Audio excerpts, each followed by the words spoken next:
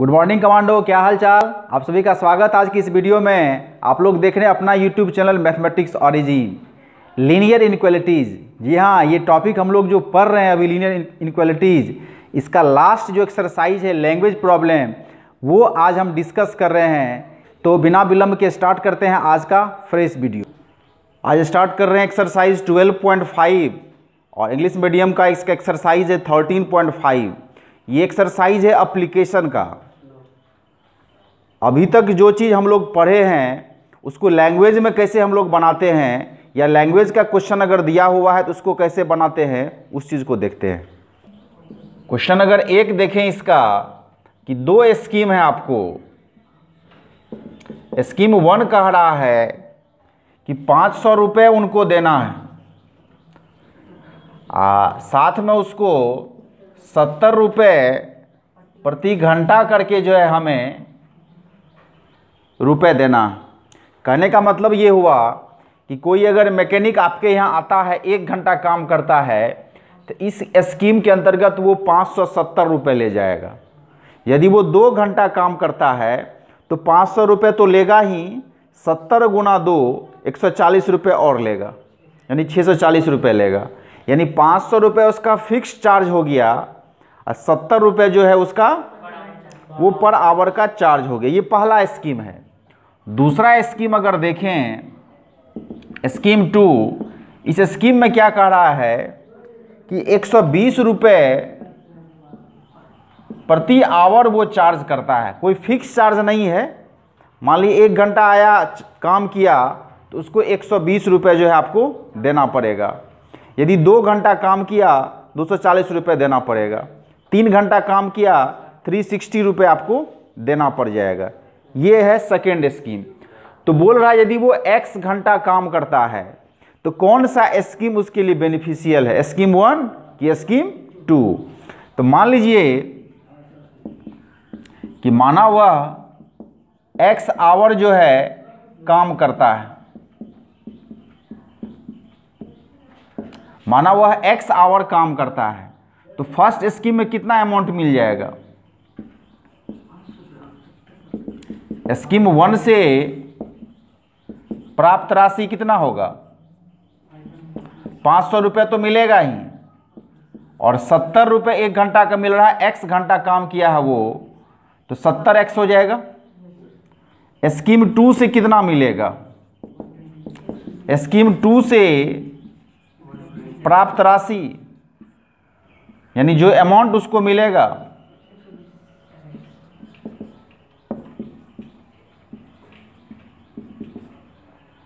वो आपको 120x मिल जाएगा। 1 घंटा का 120 रुपये, तो x घंटा का हो जाएगा 120x, है कि नहीं। लिखते हैं स्कीम 1 अधिक फायदेमंद होगा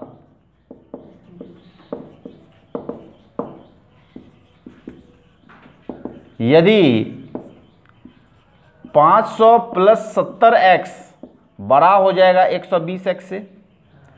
स्कीम 1 अधिक बेनिफिशियल होगा स्कीम 2 से। इसका मतलब हो गया यह अमाउंट जो है वो इससे क्या होगा, अधिक होगा। अब जो ही आप ऐसा काम करते हैं तो ये आपको हो गया इनइक्वालिटीज। अब इसको आप उधर ले जाइए, तो 500 greater than 120x minus 70x, यानी 500 ग्रेटर देन 50x। तो 50 से अगर डिवाइड करेंगे तो ये x होगा, तो ये कट जाएगा, तो यहाँ पर 10 बचेगा, यानी 10 ग्रेटर देन x। इसका मतलब हो गया x लेस देन 10। इसका ये मतलब हुआ कि 10 घंटा से अगर कम काम करेगा तो स्कीम 1 बेनिफिशियल होगा, और 10 घंटा से अधिक काम करेगा तो स्कीम 2 बेनिफिशियल हो जाएगा। दूसरा अगर क्वेश्चन देखें तो 2 का जो 1 नंबर क्वेश्चन आपको दिया हुआ है, उसमें बोल रहा है रवि ने 2 यूनिट टेस्ट में 70 और 75 अंक आपको लाया है। रवि जो है एग्ज़ाम दिया, तो एग्ज़ाम में 2 यूनिट टेस्ट जो हुआ उसमें रिजल्ट उसको आया, पहला में 70 और दूसरा में 75। तो बोल रहा है कि वह न्यूनतम अंक ज्ञात कीजिए जिसे वह तीसरी परीक्षा में पाकर 60 अंक का न्यूनतम औसत प्राप्त कर सके। थर्ड यूनिट में कितना मार्क्स ले आए कि उसका जो ओवरऑल एवरेज है वो 60 अंक का हो जाए। तो 2 का अगर 1 नंबर हम देखते हैं कि लेट कर लीजिए x मार्क लाता है,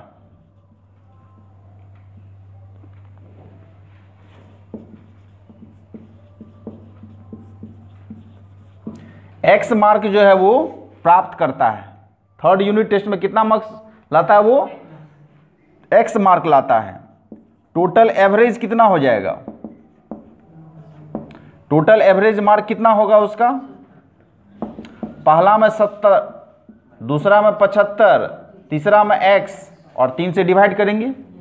जितना एग्जाम उसके मार्क्स को जोड़े बटे उसकी संख्या, यही ना होता है। तो बोल रहा है कि अकॉर्डिंग टू क्वेश्चन अगर देखें कि टोटल जो एवरेज है वो कह रहा है 60 न्यूनतम होना चाहिए। 60 न्यूनतम का क्या मतलब हो गया, कम से कम 60, तो 60 से अधिक होगा। न्यूनतम 60 का क्या मतलब हो गया, 60 से अधिक हो सकता है। तो क्या करेंगे, इसमें बड़ा या बराबर लगाएंगे 60 का। टोटल एवरेज जो है वो बड़ा या बराबर हो जाएगा 60 से। ये हो गया न्यूनतम 60 का मतलब। इसका मतलब हो गया 70 + 75 + x अपॉन 3 बड़ा या बराबर हो जाएगा 60 से। अब जो ही आप ऐसा काम किए तो ये क्या हो गया, लीनियर इनइक्वालिटीज हो गया। 3 को इधर भेजना है, क्योंकि प्लस में है तो कोई इफेक्ट नहीं पड़ेगा। और ये हो गया आपको 145 + x बड़ा या बराबर हो जाएगा 180। x बड़ा या बराबर होगा 180 - 145, ये उधर जाएगा ना, यानी कितना हो जाएगा ये, यानी x बड़ा या बराबर हो जाएगा 35 से। इसका मतलब हो गया कि थर्ड यूनिट टेस्ट में उसको कितना मार्क्स चाहिए, थर्ड यूनिट टेस्ट में उसे कम से कम 35 मार्क्स लाना होगा। समझ गए, यही आंसर हो गया। क्वेश्चन नंबर 3 में आपको दिया हुआ है कि ग्रेड ए लाने के लिए 90 मार्क्स चाहिए। ग्रेड ए लाने के लिए 90% का जो है न्यूनतम आपको आंकड़ा दिया हुआ है। सुनीता जो है 4 एग्जाम में जो मार्क्स लाई है वो दिया हुआ है 87, 92, 94 और 95। बोल रहा है थर्ड 5th में कितना मार्क्स लाए उसको ओवरऑल ग्रेडिंग मिल जाए ए का। इसका मतलब 90% का एवरेज उसको चाहिए। लिख लेते हैं कि let Sunita obtained x mark in her 5th exam.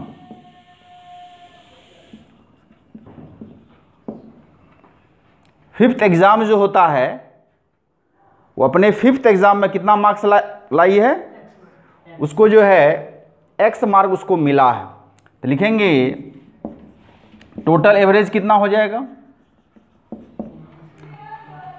पहला में उसको 87, फिर 92, फिर 94, फिर 95 और प्लस x अपॉन हो जाएगा 5, यही ना होगा। तो आप इसको ऐड कीजिएगा, ऊपर में कितना हो जाएगा 368 प्लस x/5 हो जाएगा। लिखेंगे अकॉर्डिंग टू क्वेश्चन, क्वेश्चन से क्या बोल रहा है, उसको ग्रेड ए चाहिए। क्या चाहिए, ग्रेड ए चाहिए। इसका मतलब हो गया टोटल एवरेज जो है वो कम से कम कितना चाहिए, 90 का चाहिए, तब उसको ग्रेड ए मिलेगा। इसलिए लिखेंगे बड़ा या बराबर 90 से, यानी कि 368 प्लस x अपॉन 5 बड़ा या बराबर होगा 90 से। क्रॉस मल्टीप्लाई अगर करें तो 368 प्लस x बड़ा या बराबर हो जाएगा 5 से मल्टीप्लाई करेंगे 450 हो जाएगा। चूंकि पॉजिटिव है इसलिए साइन पर कोई इफेक्ट नहीं पड़ा। x निकालेंगे तो ये उधर जाएगा, यानी x बड़ा या बराबर हो जाएगा 450 माइनस 368 से, यानी x बड़ा या बराबर हो जाएगा 82। इसका मतलब हो गया कि 5th एग्ज़ाम में उसको 82 मार्क्स चाहिए ही चाहिए। 4 में दिया हुआ है 45% स्ट्रेंथ का जो है 1125 लीटर जो है सॉल्यूशन है। 1125 लीटर आपको सॉल्यूशन दिया हुआ है, जिसमें एसिड का स्ट्रेंथ कितना है 45 है, 45% दिया हुआ है ना। स्ट्रेंथ का क्या मतलब हुआ कि जैसे कि आपको 1 गिलास शरबत आप बनाए, उसमें जो है आप 5 चम्मच चीनी दिए, 1 गिलास पानी में 5 चम्मच चीनी दिए, मिलाए, तो कुछ मिठास का स्ट्रेंथ होगा कि नहीं। उसमें क्या करते हैं, उस 1 गिलास पानी को मान लीजिए हम एक बड़े मग में या फिर जो बड़ा कंटेनर है उसमें डाल करके उसमें थोड़ा सा और पानी मिला दिए, तो पहले वाला मिठास से क्या होगा, कम जाएगा ना। तो यही होता है कि 1 गिलास का जो स्ट्रेंथ है उसमें अगर और पानी मिला दिया जाए तो उसका स्ट्रेंथ घट जाता है।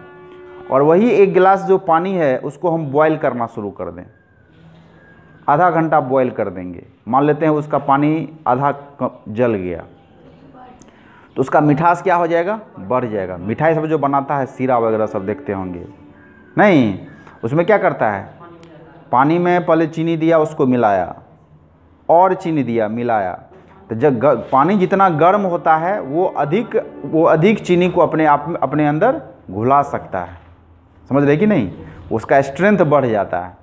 तो वही कह रहा है कि 1125 लीटर आपको सॉल्यूशन दिया हुआ है, उसमें एसिड का मात्रा है 45, यानी 1 लीटर में का 45वां भाग एसिड है, बाकी सब क्या है, डिस्टिल्ड वाटर है, बाकी सब क्या है, डिस्टिल्ड वाटर है। अब उसमें कह रहा है कि वो पानी आप मिलाइए, है कि नहीं, क्या कह रहा है उसमें, कितना पानी मिलाया जाए, है कि नहीं, how many litre of water will have to be added, कितना पानी उसमें मिलाया जाए ताकि उसका जो एसिड का स्ट्रेंथ है 25% से अधिक, मोर देन 25%, और 30% से कम हो जाए स्ट्रेंथ, यानी 25 से 30 के बीच में हो, है कि नहीं। तो ये हिंदी मीडियम का है और ये इंग्लिश मीडियम का है। आपको टोटल जो सॉल्यूशन दिया हुआ है वो कितना है, टोटल सॉल्यूशन है 1125 लीटर, टोटल सॉल्यूशन कितना है 1125 लीटर। इसमें अमाउंट ऑफ एसिड कितना है, अमाउंट ऑफ एसिड जो है वो 45% ऑफ 1125 लीटर, यही ना है, यानी कि 1125 लीटर का 45वां भाग जो है वो एसिड है। ठीक, हम लेट कर लेते हैं, let x litre water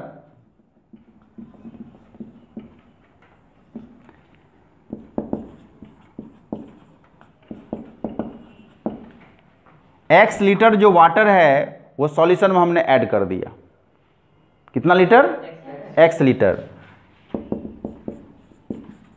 total amount कितना हो जाएगा,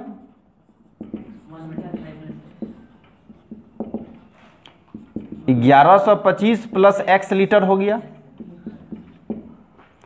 1125 पहले था ही, उसमें x लीटर हम मिला दिए, कितना हो गया 1125 प्लस x लीटर, आपको टोटल सॉल्यूशन हो गया।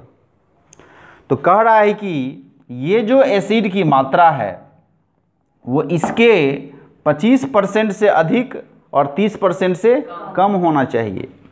अकॉर्डिंग टू क्वेश्चन क्या हो जाएगा, 45% ऑफ 1125 ये बड़ा होगा किससे, 25% ऑफ 1125 प्लस x से, यानी कि जो शुरुआती मात्रा है वो 25% परिणामी मात्रा से अधिक होनी चाहिए, एंड 45% ऑफ 1125 लीटर जो है वो लेस होना चाहिए किससे, 30% ऑफ 1125 प्लस x से। परिणाम मतलब पानी मिलाने के बाद जो मात्रा है उससे 30 से कम, 25 से ज़्यादा। तो यहाँ से एक असमिका मिलेगा और एक असमिका यहाँ से मिलेगा। इस दोनों को आपको सेपरेटली सॉल्व करना है। लिखते हैं 9, 45/100, 45% गुना 1125 बड़ा होगा 25/100 गुना 1125 प्लस x से। तो ये 100 कैंसिल आउट हो जाएगा। तो 45 गुना 1125 बड़ा हो जाएगा 25 गुना 1125 प्लस 25x से। 25 गुना 1125 इधर हो जाएगा 25x। इसको इधर लाइए। 45 गुना 1125 माइनस 25 गुना 1125 बड़ा हो जाएगा कितना से, 25x से। इस पूरे को इधर लाएंगे तो माइनस होगा ना। तो दोनों में से क्या हो रहा है, 1125 कॉमन आ जाए। तो 45 माइनस 25 इंटू 1125 होगा, 25x हो जाएगा। ये कितना हुआ, 20 हो जाएगा ये। तो 20 इंटू 1125 और इस 25 को अगर नीचे ले आए तो 25 से डिवाइड कर लेना है तो बड़ा हो जाएगा x से। तो इसको जब सॉल्व कीजिएगा तो कितना हो जाएगा, ये 900 हो जाएगा, यानी 900 इस तरह से हो जाएगा। यानी x का जो एक्चुअल मात्रा है वो 900 से कम होना चाहिए। ये आपको फर्स्ट पार्ट का मिला कि x का मात्रा कितना होना चाहिए, 900 लीटर से कम होना चाहिए। और अब नीचे वाले को सॉल्व कीजिएगा तो यहाँ मिलेगा अधिक कितना है, ठीक है ना। यहाँ से आपको अधिक मिलेगा तो यहाँ से कम मिला। Again 45% into 1125 less than 30/100 into 1125 plus x। ये दूसरा पार्ट आपको ले रहे हैं, ये दूसरा वाला पार्ट। तो ये और ये कैंसिल आउट होगा। 45 गुना 1125 30 से मल्टीप्लाई कीजिए, 30 गुना 1125 प्लस 30x। इसको इधर ले जाइए। तो 45 गुना 1125 माइनस 30 गुना 1125 लेस देन 30x हो जाएगा। इधर ये अकेला बचेगा ना 30x, इसको इधर लेके चले गए नेगेटिव में। दोनों में से 1125 कॉमन लेंगे तो 45 माइनस 30 इंटू 1125 होगा, इधर 30x है। तो ये आपको हो गया 15। तो 15 गुना 1125, इस 30 को इधर डिवाइड कर लीजिए, इधर x बच जाएगा, इससे कैंसिल हो जाएगा। और इससे जब कैंसिल करेंगे ये तो कितना हो जाएगा, 5 बार में फिर इधर हो जाएगा 12, तो 6 बार में फिर 5 में करेंगे तो हो जाएगा 562.5 लेस देन x, यानी कि x ग्रेटर देन हो जाएगा 562.5। तो अब देखिए इसको और इसको जब आप मिलाएंगे दोनों को तो फ्रॉम फर्स्ट एंड सेकेंड कितना हो जाएगा कि x जो है वो बड़ा हो जाएगा 562.5 और लेस देन हो जाएगा 900 से।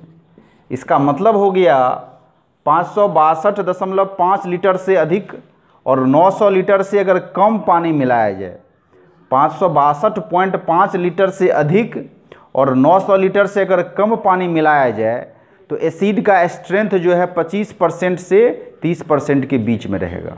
क्वेश्चन नंबर अगर 5 देखें, इसमें एक ट्रायंगल का क्वेश्चन दिया हुआ है। एक ट्रायंगल है, मान लेते हैं ABC, और इसमें साइड पर ये चर्चा कर रहा है। बोला लॉन्गेस्ट साइड जो है ट्रायंगल का ये 3 टाइम्स है शॉर्टेस्ट साइड के, है कि नहीं। आप लोगों के बुक में कितना नंबर है ये, 6 नंबर, मतलब एक क्वेश्चन नंबर को बढ़ा दिया है। लेट कर लेते हैं, लेंथ ऑफ शॉर्टेस्ट साइड वो x सेंटीमीटर है, लिखेंगे hence length of longest side कितना हो जाएगा 3x सेंटीमीटर, 3 गुना है ना। और फिर दिया हुआ है कि रिमेनिंग जो आपको दिया हुआ है थर्ड साइड जो है वो 2 सेंटीमीटर शॉर्टर है लॉन्गेस्ट साइड के। लिखेंगे एंड थर्ड साइड जो है वो लॉन्गेस्ट साइड का क्या है 2 सेंटीमीटर कम है, ऐसा दिया हुआ है ना। 3x - 2 सेंटीमीटर आपको दिया हुआ, मतलब सबको x में हम ले आए हैं। लिखेंगे टोटल पेरीमीटर कितना होगा,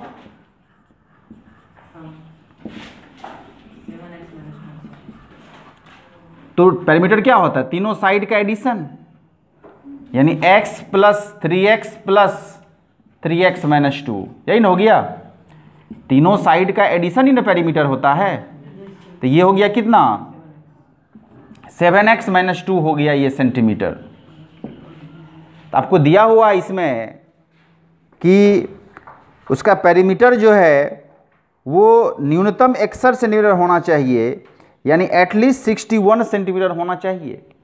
तो लिखेंगे अकॉर्डिंग टू क्वेश्चन कि पेरीमीटर जो है वो कम से कम कितना होना चाहिए 61, यानी बड़ा या बराबर होना चाहिए 61 से। ये आपके क्वेश्चन में दिया हुआ है कि ट्रायंगल का पेरीमीटर जो है वो कम से कम 61 हो 61 हो, इसके लिए उसका साइड क्या होना चाहिए। अब आप पेरीमीटर निकाले हुए हैं कितना 7x - 2 बड़ा या बराबर होगा 61 से, तो -2 उधर जाएगा 61 + 2 हो जाएगा, यानी 7x बड़ा या बराबर होगा 63 से, यानी x बड़ा या बराबर होगा 7 से डिवाइड करेंगे, तो 7 चूँकि पॉजिटिव है तो कोई इफेक्ट नहीं पड़ेगा, यानी x बड़ा या बराबर होगा 9 से, यानी x का रेंज आपको निकल गया। अब आपको देखिए पूछ क्या रहा है, तो पूछ रहा है find the minimum length of shortest side. Shortest side का जो है मिनिमम लेंथ क्या होना चाहिए, है कि नहीं। तो शॉर्टेस्ट आपको यही ना हो गया x ही ना हो गया, तो शॉर्टेस्ट साइड का लेंथ जो है वो 9 सेंटीमीटर होना चाहिए। एक चीज़ आपको ध्यान रखना है कि लेट फर्स्ट नंबर अगर हम लोग बोलते हैं x, लिखेंगे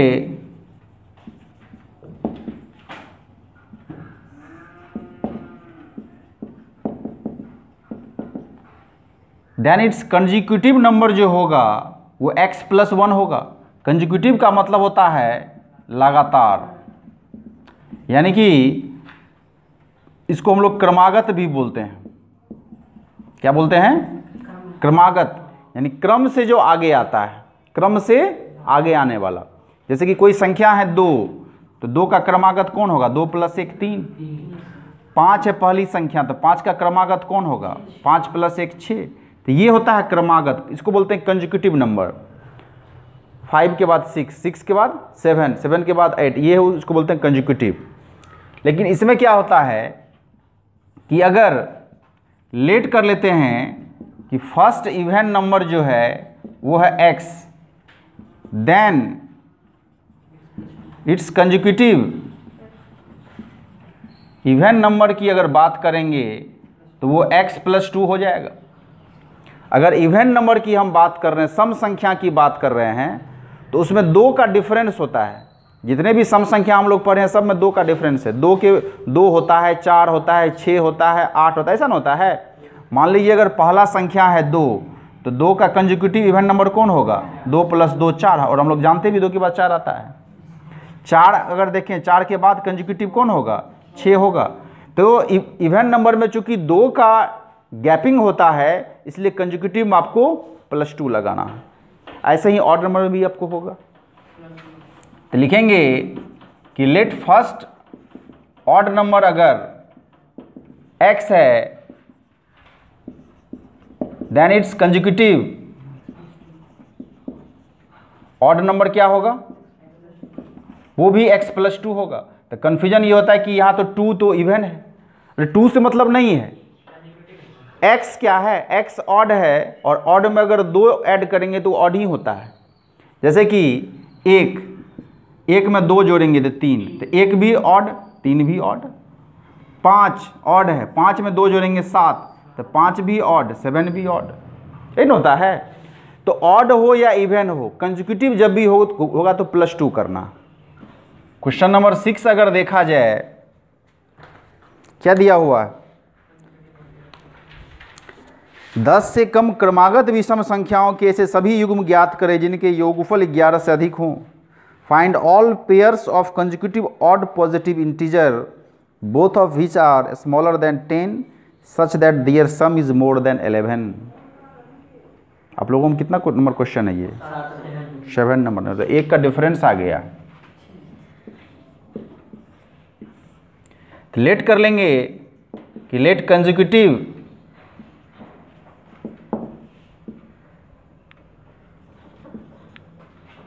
ऑड इंटीजर